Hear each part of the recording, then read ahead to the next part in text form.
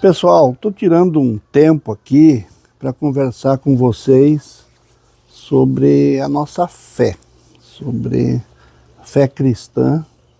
Eu vivo a fé cristã na Igreja Católica e sei que a Igreja Católica tem muitas dificuldades, muitos problemas, mas também nos dá uma possibilidade de debate, de construção coletiva, de construção das comunidades, que eu valorizo muito.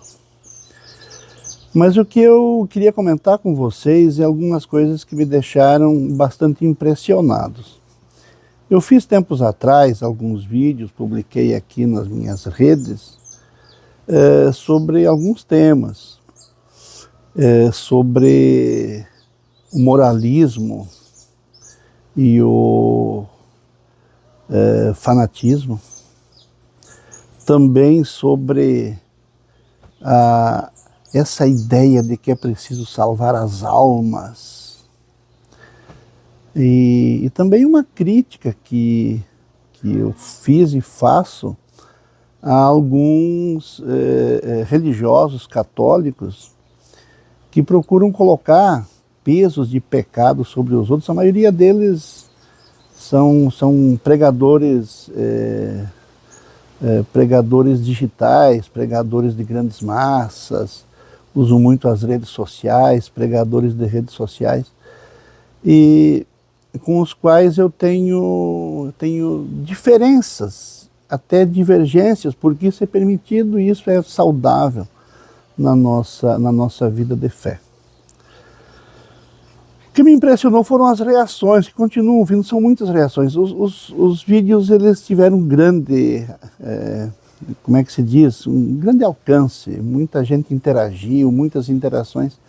A maioria das interações me agradecendo por ajudar a compreender que a fé tem que estar profundamente vinculada com a vida.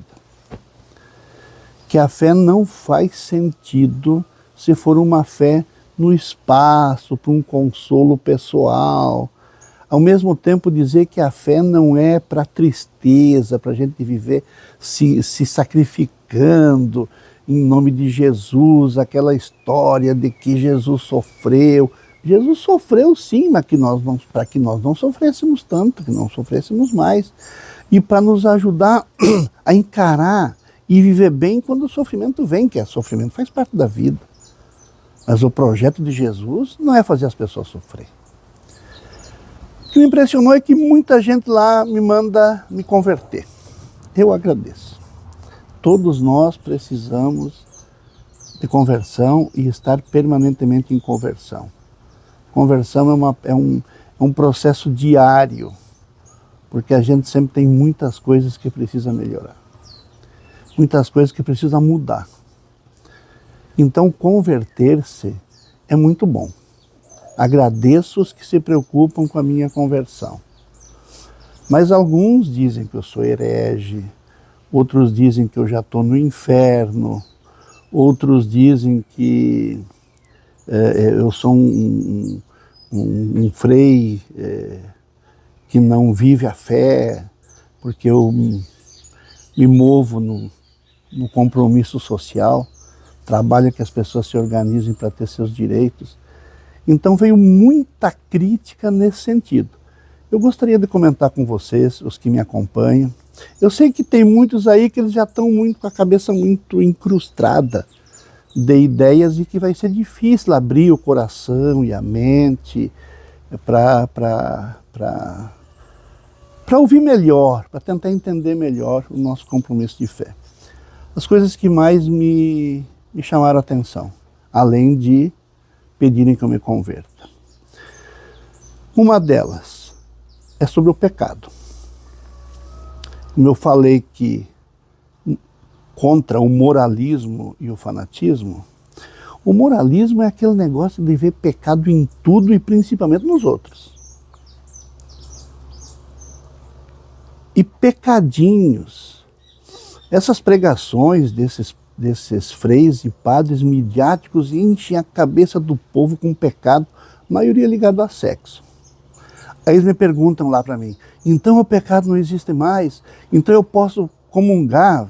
Os católicos, nem todos que me seguem que são católicos, mas os católicos têm na comunhão um dos momentos mais fortes da sua espiritualidade, a comunhão da Eucaristia na Santa Missa. Eu posso eu posso comungar se eu estiver em pecado? Olha, nós estamos começando a ver assim pecado em tudo. Eu sei que tem padres que estão atordoados agora porque as pessoas vão lá na rede social, escutam esses pregadores midiáticos e correm lá para o padre. Padre, eu preciso me confessar porque eu estou em pecado. Gente, isso é bobagem. É bobagem. Trabalhe bem a tua consciência. Tenha noção do que é realmente um pecado. Não é essas porcariazinhas que esses pregadores botam na cabeça do povo. Tem o pecado social, que é a injustiça, quase ninguém percebe. Tem o pecado da inveja, eu fico invejando os outros, quase ninguém percebe. Existe pecado em relação ao sexo? Existe. Mas não é como as pessoas dizem. A sexualidade é um gesto bonito, onde as pessoas reproduzem uma dádiva de Deus, é através da sexualidade que se recria a vida. E o prazer sexual é querido por Deus. Então para com esse negócio de que tudo que está relacionado a sexo é pecado. O estupro é pecado, claro que é, gravíssimo. Feminicídio é pecado, claro que é, gravíssimo. Quase não se nota, quase não se fala disso como pecado. Roubar dinheiro público é pecado, quase não se fala. Então, se pega os pecadinhos, eu acho que é para esconder os pecadões, né? Então essa é a primeira coisa. O moralismo é enxergar pecadinho em tudo e às vezes não ver as grandes injustiças que acontecem no mundo.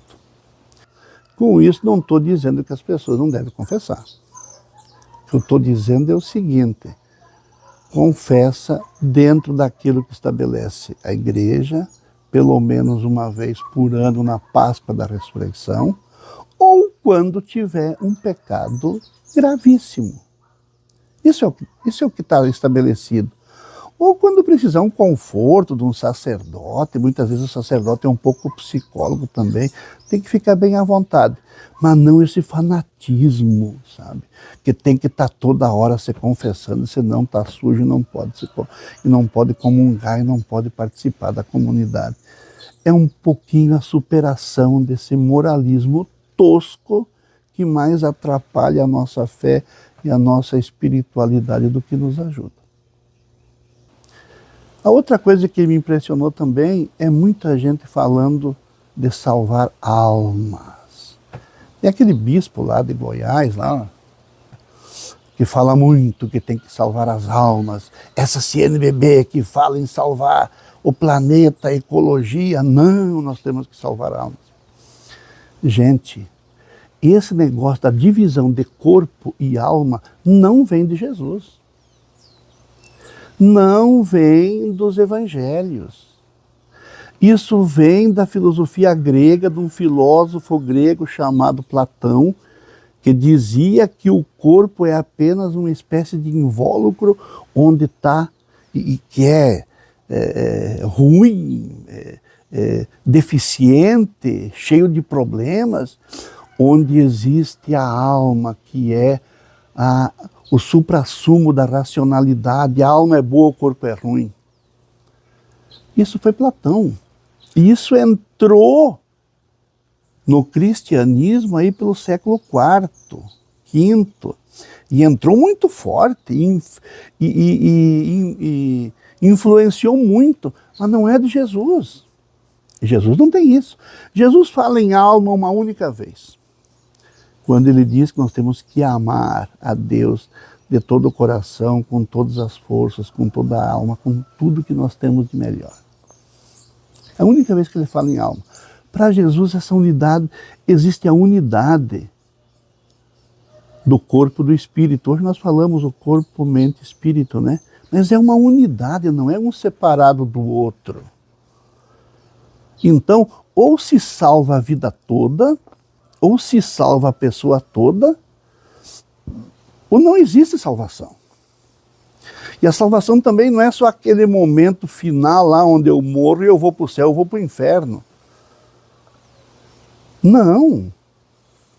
Se eu jogo as pessoas na fome, na desgraça, né, e ninguém faz nada, nós estamos deixando de salvar a vida. Deus criou a vida toda, Deus criou o ser humano todo. E o Concílio Vaticano II nos ajudou a compreender isto, a unidade do ser humano, criatura de Deus, criada completa. Olha Jesus, quando ele disse, eu vim para que todos tenham vida e vida em abundância. Ele não diz, eu vim para salvar as almas.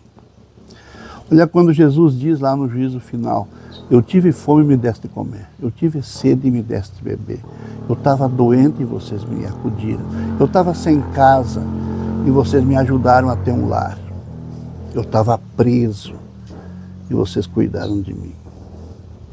Então, quando Jesus olha, ele olha o ser humano inteiro e ele diz ainda mais, se fizeram isso a um dos meus irmãos, fizeram a mim. E se não fizeram isso a um dos meus irmãos, deixaram de fazer a mim. Imagine aquela cena que o povo está lá, fala-se em 5.000 pessoas nos evangelhos, o povo está lá com fome, 3 dias seguindo Jesus, e Jesus termina de fazer uma fala importante para eles e diz para os apóstolos, para os discípulos, olha, o povo está com fome, nós não vamos largar o povo pela estrada aí cheio de fome. Vão dar um jeito de arrumar comida para eles. E os discípulos querem fugir da coisa. Não, mas não dá. Vamos ter que repartir o que é nosso, o pouco que nós temos. Não.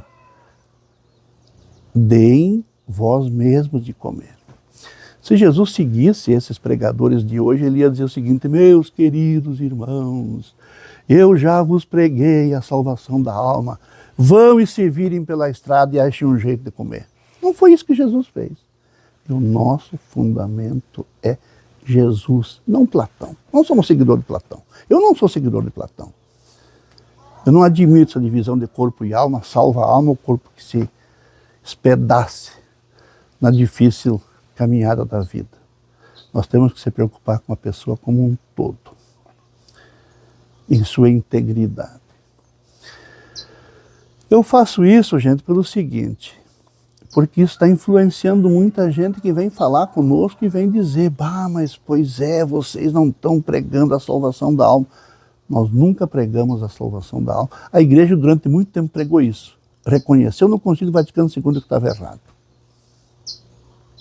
E agora, e voltou às origens, porque nas origens não era assim. Foi uma infiltração do Platão dentro da doutrina católica. Então é muito importante nós ter presente isso, porque muitos padres novos agora não querem mais saber de questão social. Uma vez uma diocese me falou, pois é, nós não temos pastoral social aqui. Eu digo, então tá mal. Tem que ter. A missão da igreja é o tríplice munus. É ensinar, que é evangelizar, pregar, santificar, que é celebrar o altar, e pastorear, que é estar junto com o povo, ajudando o povo a se organizar para resolver os seus problemas. Padre não é só da sacristia e do altar, é do povo. As irmãs também, e nós freis também. Então, é isso que nós precisamos entender, para entender que fé e vida são uma unidade. E que não existe essa coisa mesmo, de salvar a alma isolada do conjunto da nossa vida. É isso aí, gente, eu preciso falar isso com vocês, com muita serenidade e muita tranquilidade, para que pelo menos tenha uma voz dissonante dessas que circulam nas redes sociais, dizendo esse tipo de informação como se fosse a mais pura doutrina católica. Não é. A doutrina católica é essa integridade da vida.